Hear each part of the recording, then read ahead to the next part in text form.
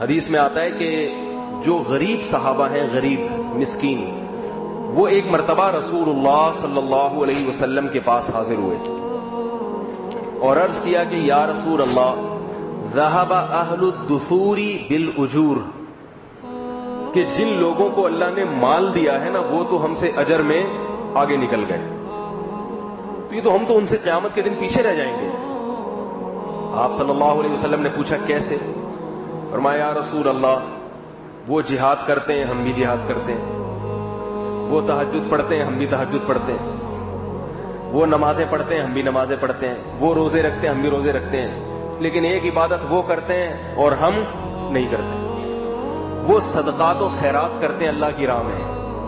اور ہمارے پاس تو صدقہ کرنے کے لیے پیسے ہی نہیں ہے، بلکہ ہم تو صدقے کے مستحق ہیں، وہ تو مالدار لوگ ہمیں دیتے ہیں صدقہ،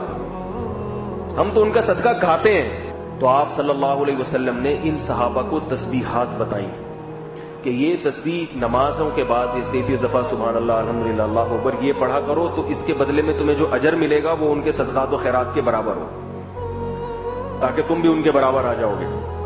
تو جب مالدار صحابہ کو علم ہوا کہ اللہ کے نبی نے مساکین کو یہ تسبیحات بتائی ہیں، تو ان مالداروں نے بھی یہ تسبیحات شروع کر دی۔ صحابہ دوبارہ آئے